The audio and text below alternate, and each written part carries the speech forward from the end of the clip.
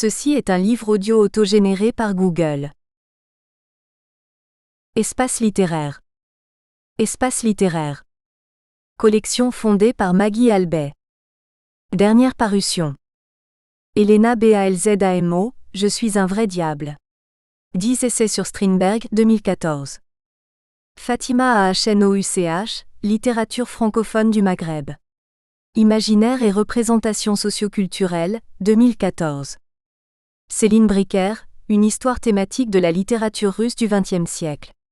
100 ans de décomposition, 2014. Elisabeth Schultz, Identité séfarade et littérature francophone au XXe siècle, 2014. Yelena Novakovic, Ivo Andrić. La littérature française au miroir d'une lecture serbe, 2014. Przemysław Szczur. Produire une identité, le personnage homosexuel dans le roman français de la seconde moitié du XIXe siècle, 1859 à 1899, 2014. Nabil El-Jabbar, l'œuvre romanesque d'Abdelkébir Katibi, 2014.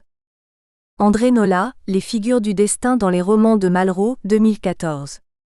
Olivier Pierre Thebault, Par-delà l'enfer et le ciel, essai sur la pensée de Charles Baudelaire, 2014. Texte réuni et présenté par Michel Aquien. L'érotisme solaire de René Depestre, Éloge du réel merveilleux féminin, 2014. Laetitia Perret, La femme dans le théâtre de Robert Poudérou, 2014. Gada Elsamrout, L'itinéraire mystique dans l'œuvre de Salas Tétier, 2014. Margaret Gillespie, Philippe Laplace et Michel Savaric dire, Marge et périphérie dans les pays de langue anglaise, 2014. Fabrice Bonardi dire, Parfum de l'âme et autres feux follets, 2013. Introduction. Aujourd'hui, la substitution progressive à la notion d'État-nation d'autres syntagmes comme village planétaire, village global, Marshall McLuhan, transnation accompagne une réalité sociale, celle des flux migratoires ou de la mobilité des hommes, des objets, des idées de façon générale. La littérature fait ses délices de cette mobilité et de ses aménagements figuratifs mais aussi de ses extensions métaphoriques ou mouvements, transitions, transit, déplacements, transferts, éphémères et autres identités fictives, Roland Barthes, ou rhizomatiques, glissant de la transition prolifère. Cette tentative de représentation de la mobilité sociale rencontre des essais de systématisation comme l'écriture migrante ou, pour reprendre les termes de Chevrier, la littérature de la migritude, 2006 sur 159. Probablement le dernier avatar du questionnement de la migration en littérature, l'écriture migrante, entre autres paradigmes possibles, se présente comme une figuration de l'entre-deux. Sa lecture est liée à un triptyque. Le trauma du départ, la mobilité et l'intégration dans le pays d'accueil. Toutefois, une telle configuration est bien sommaire, voire lacunaire, au regard de la palette de paradigmes périphériques définis par Daniel Chartier. Sans remettre en question la centralité de l'émigration, la richesse des spécifications typologiques n'en est pas moins un indicateur de la flexibilité, de la porosité et des difficultés qui entourent le champ et la notion même d'écriture migrante. Si une grande partie de la critique érige l'exil en point de flexion de l'écriture migrante, elle n'exclut pas les incidences des conditions et des circonstances variées de l'émigration sur la production littéraire si bien que la lecture devient instable d'une génération et même d'un auteur à l'autre. Dans le cas spécifique du roman francophone, excepté le Québec qui occupe une position transitoire, l'ambiguïté et la complexité découlant de la définition de l'écriture migrante tiennent, pour une grande part, aux orientations liées à la thématique de l'immigration, postulant une cartographie éclatée et mouvante de l'espace littéraire. Mambenga va justement critiquer cette géographicité, érigée en paradigme critique. De plus, doutant de cette thématique de l'immigration comme point de flexion de l'écriture migrante, bien des spécialistes de l'écriture recommandent une approche qui fasse une démarcation entre les écrivains de la première génération et ceux qui ont émergé à partir des années 80. En effet, pour Alain Mabankou par exemple, l'expérience de l'immigration commune à ces deux catégories d'écrivains définit une critériologie contrastée entre les premiers romans d'Afrique noire francophone et ceux de leurs successeurs. Ainsi, les textes des premiers sont ilapés par l'immigration contemplative et moralisatrice, et résolument tournés vers l'essentialisation du pays natal et l'authenticité africaine, alors que les seconds, écrivent, publient et vivent hors de leur continent d'origine, et leurs œuvres évoquent à la fois la France, l'Afrique et la condition de l'étranger en Europe. Sur cette base, ils s'alignent sur les conclusions d'Abdourahmane Ouaberi qui fait valoir que ce n'est pas l'évocation de la France qui est absente des romans africains, c'est plutôt le roman de l'émigration africaine en terre de France qui a tardé.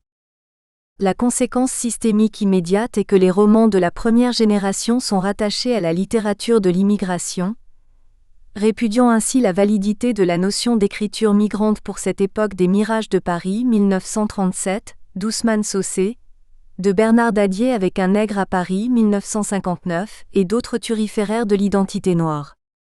En revanche, ces nouveaux écrivains qui migrent produisent en s'inscrivant dans le schéma ainsi défini, Afrique Voyage Intégration, auquel s'ajoute le trauma de départ, le caractère déstabilisant du pays d'arrivée et la question de la métamorphose identitaire, sont rangés du côté de l'écriture migrante. On pourra citer entre 100, Louis-Philippe d'Alembert Les dieux voyagent la nuit 2006, Patrice Nganang, Le principe dissident 2005, Fabienne Canor, D'eau douce 2003, Samy Tchak, Place des Fêtes 2001, Paula Jacques, Lumière de l'œil 1980, Marie Cardinal Au pays de mes racines 1980. De leur terre d'accueil, ils réalisent chacun selon ses expériences de l'émigration, des œuvres littéraires particulièrement caractérisées par la thématique de l'obsession du pays d'origine, mais aussi du transnational, de l'errance ou de la mobilité, de la mouvance identitaire et culturelle, de l'hybridité ou du métissage identitaire. Toutefois, parmi ces écrivains, certains produisent des textes qui se nouent autour des questions plus générales, décentrant à l'excès l'intérêt pour l'Afrique. La démarche complexifie ainsi une lecture de la migrance à partir de l'émigration. Ce faisant, ils ouvrent une problématique contextualisée de leur création en fonction de facteurs culturels et littéraires mais aussi socio-économiques. On peut alors se demander ce qu'il y a de commun entre, par exemple, l'immigration autoflagellation du Togolais Samy Tchak dans Place des Fêtes, 2001, et le texte enclin à une sorte de remémoration à la fois trouée et piégée par une histoire falsifiée par la colonisation des apostrophes. Abdourahmane Ouaberi dans Cahiers nomades, 1994 ou encore Moisson de crâne 2000, écrit en mémoire du génocide au Rwanda, African Psycho 2002, l'histoire d'un serial killer, Vert cassé 2005, d'Alain Mabankou où la problématique de la migration est absente au profit d'une Afrique en plein déclin. Ces textes d'auteurs africains, ne sont-ils pas à tout point de vue différents de Place des Fêtes 2001 ou Fête des Masques 2004 de Samy Tchak, deux romans de la transgression, que ce soit à propos du sexe, de la violence ou encore de la famille, rien et personne n'y échappe, dans lesquels l'action se déroule en Europe et même en Amérique du Sud mais jamais en Afrique? Peut-on analyser avec un même niveau de pertinence épistémologique Le ventre de l'Atlantique 2003, La préférence nationale 2005 et Ketala 2006 de Fatou Diomé dans lesquels le statut d'émigré-immigré est constamment rappelé, à travers la difficulté d'intégration sur le sol français et le poids du malentendu, les impertinences assombrissant l'horizon du pays natal et la mémoire amputée de Laikim Werwer, un exemple des apostrophes. Émigration Sud-Sud, mettant en scène Ala Njoke, personnage intratextuel, qui part de son Cameroun natal pour venir s'installer à Laguna d'où elle écrit sa mémoire amputée, lieu de mémoire. En somme, la perspective de la réception, du lectorat usé, du lecteur potentiel, décentre ces textes. De fait, le cadre du cheminement tracé par les auteurs francophones et leurs œuvres amène à s'interroger sur la possibilité d'une écriture migrante, voire des écritures migrantes. Question importante car, en plus de la variété des motifs du voyage et des modes d'insertion et de réception des œuvres, on assiste de plus en plus à une percée d'écrivains du local dont les romans se nouent autour de la question de l'émigration. S'il est vrai que l'écriture migrante cumule l'origine sociale de l'auteur et son texte, Papa Samba Diop rappelle le danger à faire une sorte de catégorisation spécieuse entre les auteurs migrants et les auteurs résidents, et Clément Moisan accorde la paternité des écritures migrantes au pays où elles apparaissent. Loin d'apaiser le débat autour de la caractérisation de ce type de roman, une telle argumentation pose problème. En effet, l'histoire du roman africain montre à suffisance que les premiers textes ont été tout produits en Occident, en France, au Canada. Or, on les lisait comme des œuvres africaines. L'on se demande, à juste titre, si la critique africaine est d'accord à accorder visa de libération qui rattache, par exemple, Calixte Beyala à la France, Edem Awume au Canada, Wilfried Sondé à l'Allemagne. Le cas de Marie Ndiaye montre qu'il y a davantage problème lorsque l'auteur affirme sa francité. Ou classer les perdus pour l'Afrique, comme Gabriel Kémogne qui écrit « Je suis noir et je n'aime pas le manioc ». Querelle d'histoire littéraire, querelle qui se bouche les oreilles face aux allégations de certains de ces auteurs à nier l'Afrique, Kossi et Fouy, ou à se proclamer citoyen du monde, Alain Mabankou. À partir de quelle ligne ou de quel bout peut-on lire l'écriture migrante dans le giron de la littérature francophone d'origine africaine ? L'origine géographique, le lieu de naissance, la nationalité de l'auteur ou les modalités d'écriture ? Quelle est l'appartenance littéraire de l'écrivain migrant ? À l'institution littéraire de son pays d'origine, ou à celle du pays d'accueil ? En quels termes l'écriture migrante se déploie-t-elle dans les romans francophones ? Etc. Ces difficultés critériologiques et taxinomiques, qui talonnent l'étude ou la description des frontières d'une ou des écritures migrantes, dans le contexte francophone sont à l'origine de cet ouvrage. La démarche repose sur le principe cognitif de fixation des traits, des lignes de force et des points de faiblesse du roman francophone par rapport à la mobilité pour tenter de tracer les contours de la spécificité de celui-ci. La possibilité de lire les textes migrants à partir de la critériologie de l'origine sociale ou de la thématique de l'immigration n'étant pas toujours opérante, les contributions réunies ici s'inscrivent dans la perspective d'endosser la dimension discursive et esthétique de l'écriture migrante. Tout est dans ce vocable. En effet, le syntagme nominal « écriture migrante », ce paradigme indique que la lecture se noue autour d'une pratique scripturale, référentialisée à partir de la mobilité, du nomadisme, de l'entre-deux, du double soi, du transnational, de la transculture, de l'identité hybride. Les formes, les discours d'escorte ainsi que l'ethnoscopie identitaire constituant les noyaux de lecture de l'écriture migrante sont bien les axes principaux de ce livre qui aborde la question dans le roman francophone. Adama Coulibaly tente de lire une écriture migrante dans le roman ivoirien, à partir de la question et de la thématique de l'émigration.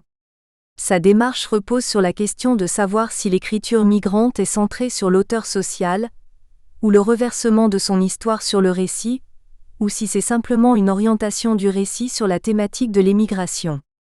Se fondant sur un appareillage théorique qui combine une lecture socio-textuelle et socio-critique de la migration sur le niveau cognitif et le niveau de signification de 4 romans ivoiriens, le critique conclut que la tension de l'écriture migrante qui traverse le corpus invalide la notion d'État-nation, tant dans ses critères juridiques que par la réalité d'un monde globalisé et ouvert à une mobilité tous azimuts. Ainsi, il suggère que l'historiographie littéraire, faite de négociations multiples, prenne en compte la possible intégration des romanciers ivoiriens dans les pays où ils apparaissent. Des auteurs comme Werwer Laiking et autres, qui ont produit leurs romans à partir de la Côte d'Ivoire, peuvent alors être intégrés à la littérature ivoirienne. L'intérêt de la réflexion d'Anne Aubrou réside dans l'examen d'un certain nombre de traits de l'écriture migrante dans Le Roi de Kael, de Tierno Monenembo. Cet écrivain qui se définit lui-même comme un écrivain de l'exil, dont œuvre est né en exil, pratique une écriture excentrique qui combine harmonieusement les signes culturels du pays d'origine et du pays d'accueil. Faisant le constat du déracinement de Sanderval, la contribution montre que le roman de Monenembo glisse vers la quête identitaire, une dimension importante de l'écriture migrante. Poreuse à souhait, cette nouvelle identité joue avec la langue peul et la langue française. Une telle variation des catégories modélisées expose le roman à un trait essentiel des écritures migrantes, les interférences linguistiques.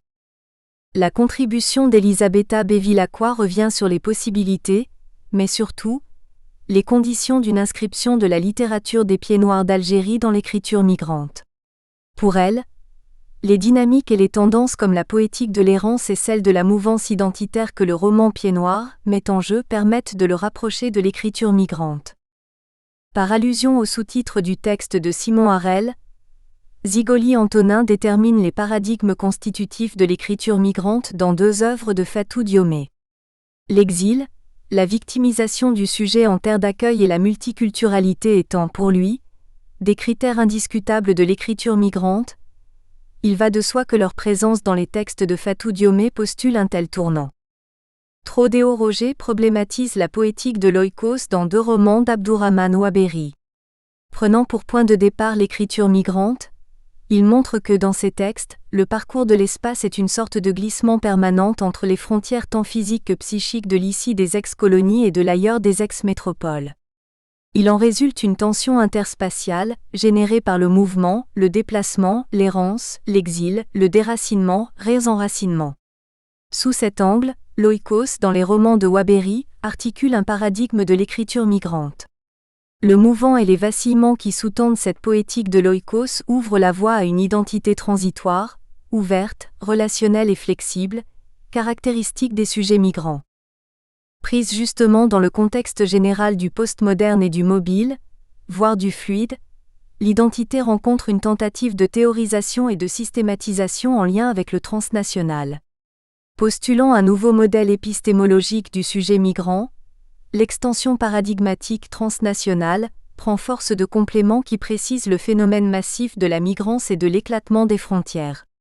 Elle permet d'interroger les notions de perte, d'abandon, de déterritorialisation, de désaxe identitaire. Obéré du préfixe trans, le transnationalisme induit un processus selon lequel l'approche essentialiste de l'identité circonscrite par des frontières raciales et géographiques devient caduque, faisant ainsi le lit à de nouvelles formations identitaires négociées, fragiles, liquides, mouvantes, in motu, transitoires. Dans une analyse identitaire du sujet postmoderne, Janet Patterson observe un abandon de la notion d'une identité formée à partir des critères de race ou de lieu d'origine au profit d'une identité complexe, mouvante, souvent multiculturelle et hors des enclos des souvenirs. Par bien des aspects, les travaux de ce collectif modélisent ou modalisent la dynamique qui considère l'identité non plus comme une donnée fermée, figée, indélébile, étanche ou immuable, mais la situe dans l'entre-deux, le mouvant et le rhizomatique. Ailleurs, l'on constate que le sujet, étant déconnecté de sa terre natale, de sa famille et de sa culture, postule une nouvelle façon de se concevoir, de se décrire, bref une nouvelle façon d'être humain.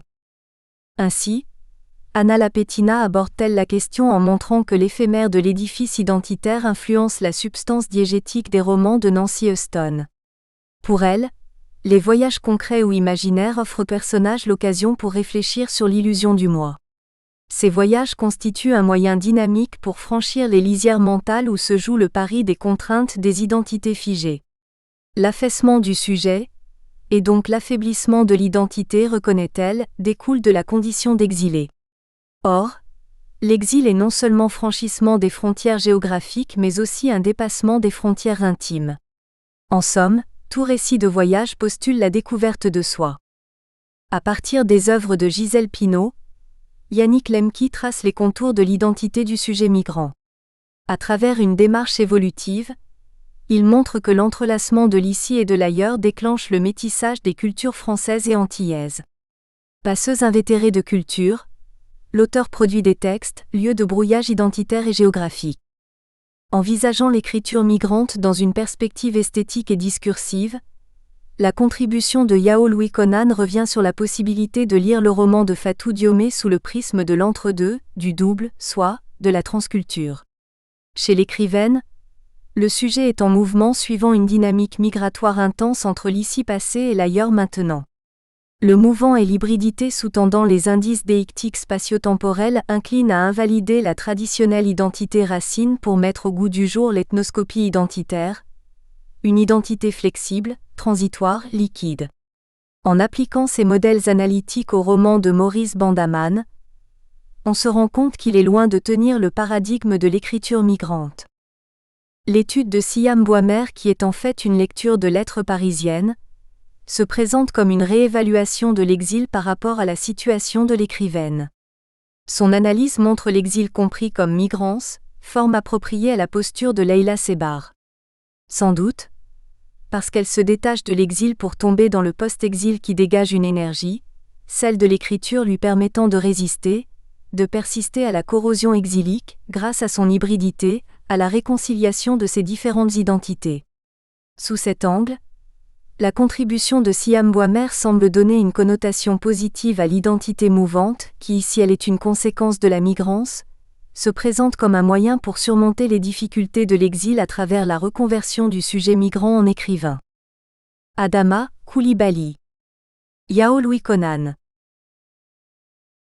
Esquisse d'une problématique de l'écriture migrante dans le roman ivoirien.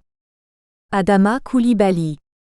Université de Félix Houphouët-Boigny. Cocody, Abidjan. Introduction. L'écriture migrante se fonde sur un postulat dont les 3 volets sont le trauma du départ, la mobilité, l'intégration dans la culture et la littérature d'arrivée. Si une nouvelle interrogation de l'émigration est bien son fond épistémique, une partie de la critique doute de la pertinence de l'élection de la migration comme point de flexion de l'histoire littéraire. Par exemple, Mambenga Ilagou fait valoir que la notion ne constitue pas un champ autonome à l'intérieur de la littérature francophone, où l'immigration serait inscrite depuis bien plus longtemps que les années 80 et 90 qui sont prises pour point de départ. Sa contribution met ainsi à mal une essentialisation qui érige l'origine culturelle en garantie de géographicité de l'œuvre. Toutefois, il parvient à la même conclusion de Waberi observant que ce n'est pas l'évocation de la France qui est absente des romans africains, c'est plutôt le roman de l'émigration africaine en terre de France qui a tardé. L'approche historique revient dans la compréhension de la spécificité de l'écriture migrante, et récemment, dans une lecture axée sur une perspective postcoloniale du roman africain, Patrick Nganang a adopté, lui aussi, le terme le roman de l'émigration, comme pendant du roman migrant. Pour lui, ce type émerge après les indépendances africaines ou dans les années 80, comme une réponse ou un dépassement du roman de la dictature. Au premier, de l'ordre du mythe, le roman de l'émigration est de l'ordre de l'histoire et on y retrouve une réécriture du trauma offert par le négrier. Le triangle du chemin était déjà tracé longtemps à l'avance. C'est le négrier qui a fait le travail historique d'inscription dans la profondeur des textes. Ceci ne narre que les péripéties de son emporté, et chaque roman est la répétition de son violent voyage, une réactualisation narrative de l'idée.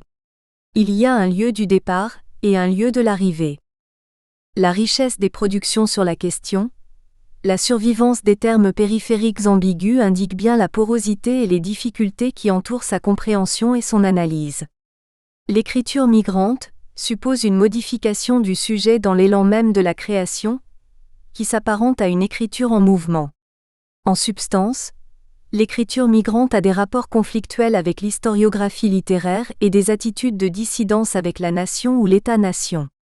Ainsi, certains auteurs que la critique range sous ce vocable ne font pas mystère de leur double appartenance identitaire pour les uns, si ce n'est pas leur élection simplement dans la République des lettres.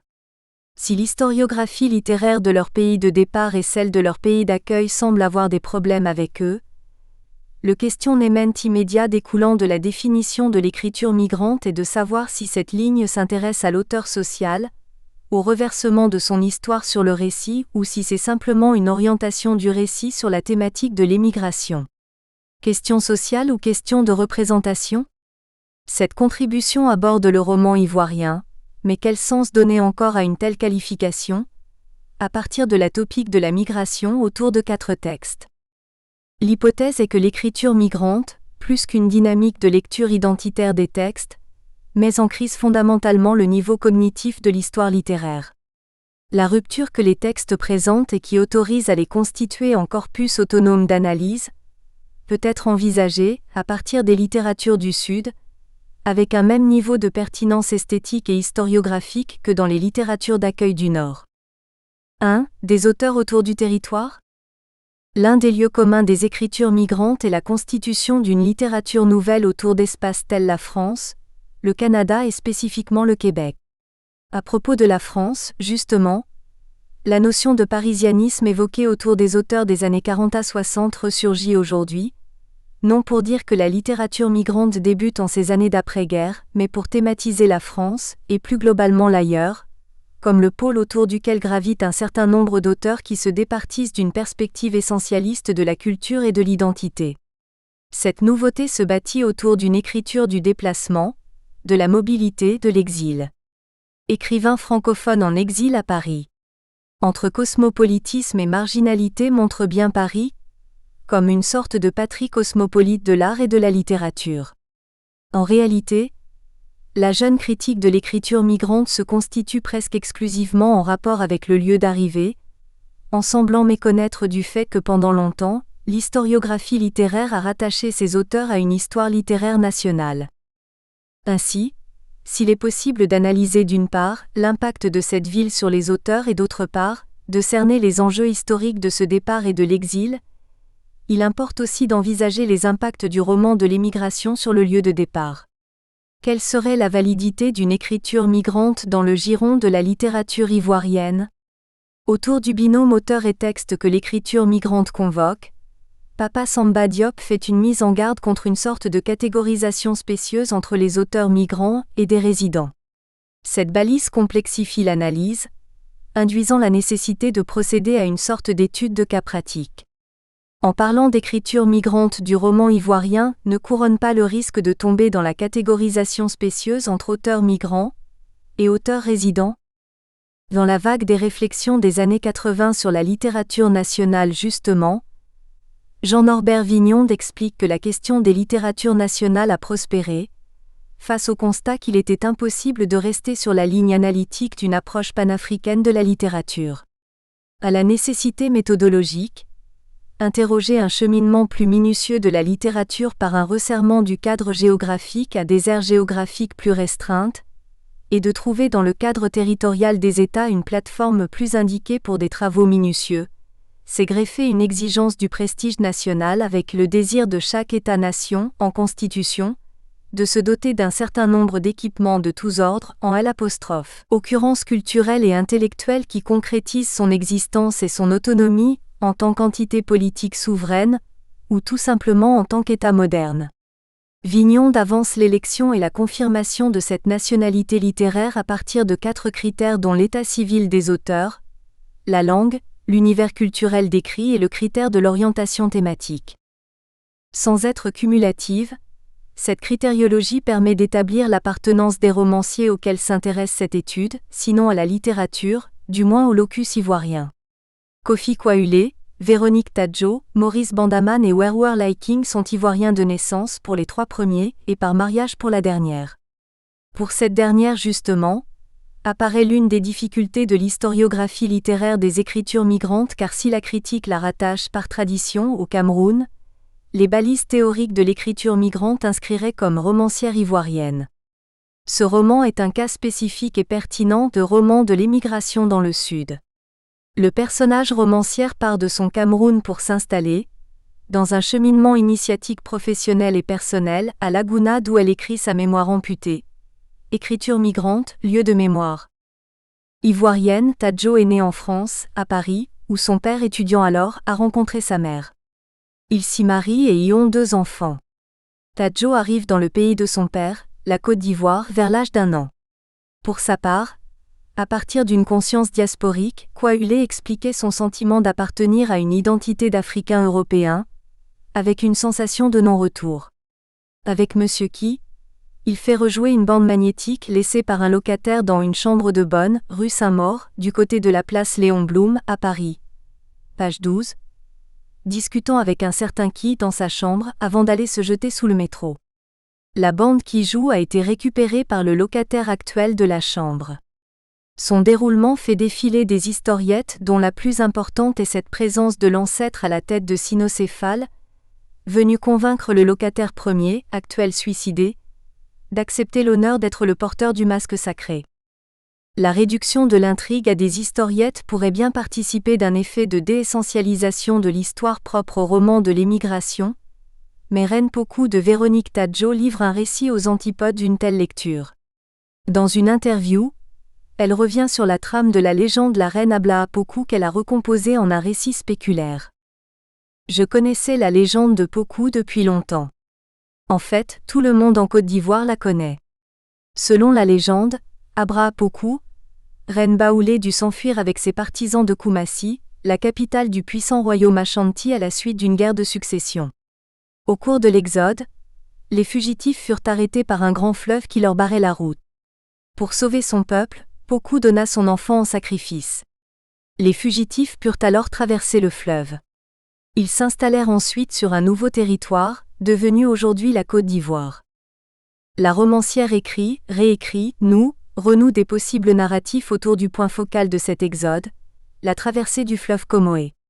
De l'acmé narratif de la frontière barrage du fleuve, un des possibles qu'elle avance est le point de départ d'une folie de la reine qui se jette à l'eau pour devenir Mami Wata, déesse des eaux, quand une autre version lui fait subir les affres de l'esclavage après sa capture consécutive au refus du sacrifice de son fils unique. Maurice Bandaman mène de front une carrière politique et une activité créatrice féconde, à partir de la Côte d'Ivoire. Le Paradis français, paru en 2008, relate les péripéties de l'émigration où une jeune fille, Mira, partie poursuivre les rêves de l'amour rencontrés sur Internet, est projetée, dès sa descente d'avion dans l'univers de la prostitution de luxe à Rome. Au bout de quelques mois, elle réussit à s'échapper, en traversant la frontière française pour se retrouver à Paris dans le milieu des petites combines des filles de joie venues de son pays natal, la Côte d'Ivoire, du Sénégal et autres. Sur ce chemin de la désillusion qui convoque, par bien de traits, la littérature de banlieue, Mira recueille les filles de deux de ses compagnes d'infortune mortes. Aujourd'hui, fondatrice d'une ONG d'aide aux filles, elle confie son histoire à un film dont la caméra est présente tout le long du roman. Si le thème de l'immigration y est bien présent, Maurice Bandaman offre cependant le profil d'un écrivain du local. Résidant à Abidjan, ses textes y sont publiés, et cela suffit à battre en brèche l'appartenance avancée par Clément Moisan. La démarche peut partir ainsi, à certains égards, de la convocation de l'auteur pour asseoir la question du flux migratoire, Kwaulé, Tadjo, Liking, et souvent du texte même. Avec ces 4 romans, l'on a ainsi 4 figurations énonciatives autour de l'émigration à partir du locus ivoirien. Si l'écriture migrante fait valoir des lieux d'ancrage et de lisibilité de la transculture, les 4 romans, en plus de partager l'espace ivoirien, ont bien ces traits communs spécifiques, dont ce maniement caractéristique de la langue française métissée aux langues locales et qui a donné le français populaire de Côte d'Ivoire. Ainsi Monsieur Qui et le Paradis français reprennent et imitent ce parler typique proche de l'oralisation et de la convocation des xénismes et des ivoirismes. Perdu à Paris, le premier réflexe de Mira est d'aller consulter l'annuaire pour retrouver des noms à consonance ivoirienne, page 121. Avec le Paradis français, le référent territorial ivoirien est clair. Raillerie spécifique des Ivoiriennes contre leurs sœurs bleues, qui débarquent et sont surprises par les réalités de Paris. Ah, tu voulais venir en France, eh bien. Voilà la France. Vous les petites Ivoiriennes, vous rêvez toutes de venir en France. Vous croyez que venir en France, c'est comme aller à la rue Princesse ou à l'hôtel Ivoire. Quand on vous dit que la France est dure, vous croyez qu'il y a du feu partout. Eh bien. Non. La dureté de la France, c'est ce que tu vis là, les papiers. Et tu crois que du jour au lendemain tout va te tomber dans les bras, comme ça, sans effort, sans que tu baises avec les vieux renards africains qui connaissent la France comme le fond de leur poche? Ou faire des pipes à des vieux blancs qui peuvent t'aider à avoir tes papiers? Page 85. Dans le roman potin que Monsieur Qui constitue, il y a peut-être une seule référence directe au locus ivoirien. Le village fou dont on raconte les déconnements convoque ce langage si spécifique des villageoises se battant pour un homme. Sors d'ici. Espèce de bordel diplômée vendeuse de cons. Toi seul tu as déjà baisé tous les garçons du village. Tout le monde te connaît pour ça. Maintenant mon De Gaulle arrive, et tu le baises aussi. Mais aujourd'hui, je vais te montrer que ce n'est pas bon de baiser les garçons des autres. Façon je vais te frapper, même ta mère risque de ne pas te reconnaître. Page 49. Si l'on peut avoir un doute sur l'ivoirisme exclusif de ces tournures, un intertexte comme Kodjo tiré. Elena pas gagné caleçon. Kodjo tiré. Elena pas gagné caleçon, page 51. Eh bien un colibé populaire, entonné contre les bagarreurs qui perdent leur dessous dans les rixes entre ennemis. Le rattachement affectif, manifeste chez ces auteurs, se traduit par une configuration énonciative, un parcours narratif évident des récits engendrés et la mise en branle d'un imaginaire autour du locus ivoirien. Mais il importe de rappeler le caractère exclusif de la nationalité ivoirienne. Affirmation simple, mais dont les implications et les ramifications peuvent être multiples. Elle complexifie la problématique d'une émergence de l'écriture migrante, l'exclusivité de la nationalité ivoirienne et la compréhension d'une dynamique transculturelle de la société ivoirienne. Juridiquement, la nationalité ivoirienne s'acquiert à titre exclusif. Au plan juridique, ceci implique que ces auteurs sont ivoiriens et rien d'autre. Or l'écriture migrante comme la littérature migrante postule ces identités doubles, triples, qui faisaient dire à Appadurai dans le contexte américain que la formule du trait d'union atteint son point de saturation et le côté droit du trait d'union peut difficilement contenir les turbulences du côté gauche. Le contexte transnational que proférait une littérature migrante ivoirienne serait en contradiction, voire en opposition, avec un régime exclusiviste de la nationalité. On se retrouverait en difficulté de définir la transculture observée chez Liking, alors que la topique de l'immigration, présente dans Monsieur Qui, rejoindrait simplement une historiographie littéraire de l'émigration présente depuis Un nègre à Paris de Bernard Dadier. Ainsi un arrière-plan postcolonial de Reine Pocou serait-il difficile à tenir, l'œuvre se situant dans ce contexte centralisateur nationaliste, dans la dynamique d'un jeu de légitimation nationale ou nationaliste. Or la hardiesse justement de ce texte semble échapper à un discours univoque historiciste pour être, dans le contexte de la guerre à fort relent identitaire qui se déclare en Côte d'Ivoire à partir du 19 septembre 2002, un discours de la relativité de l'État-nation fort, de l'historicité exclusiviste et une complainte de la psyché féminine. C'est peut-être une telle attitude qui recommande de faire une discrimination claire et rigide entre littérature nationale de la migration et une écriture migrante. Le premier semblerait possiblement encore rattachable à un discours nationaliste alors que le second, comme pratique d'écriture, assumerait son statut d'indétermination et de l'entre-deux. La littérature migrante, somme des écritures migrantes, serait différente de la littérature nationale disant la migration. Reprenons en les actualisant les propos de légitimation qui font entrer des auteurs dans un cadre transculturel migrant en pensant au cas de Where Liking. Ce sont en dernier lieu la reconnaissance des auteurs et de œuvres néo-ivoiriennes, dans le cadre institutionnel, par des prix, des bourses, des distinctions, leur entrée dans les sociétés et académies et la légitimité apportée par la critique et l'histoire littéraire qui donnent une autre confirmation du transculturel comme résultante d'une transformation du système de la littérature. Le cas de Where Liking, justement épouse ce constat et permet de penser à une analyse des textes d'auteurs comme Flore Azoumé et autres dans la littérature ivoirienne. Chevalier des Arts, membre de la SCAD, l'auteur de La mémoire amputée, introduite dans les cercles du pouvoir artistique, porte autant sa terre d'accueil métissée dans son art que dans la thématisation de l'écriture de la mémoire amputée. Dans ce roman, elle devient défenseur de la cause des femmes et d'une culture métissée, d'un art total, figure par excellence du melting pot culturel ivoirien. Elle y travaille dans sa fondation le Kiyi Mebok, dont le rayonnement mondial rejaillit autant sur elle que la Côte d'Ivoire qui l'abrite.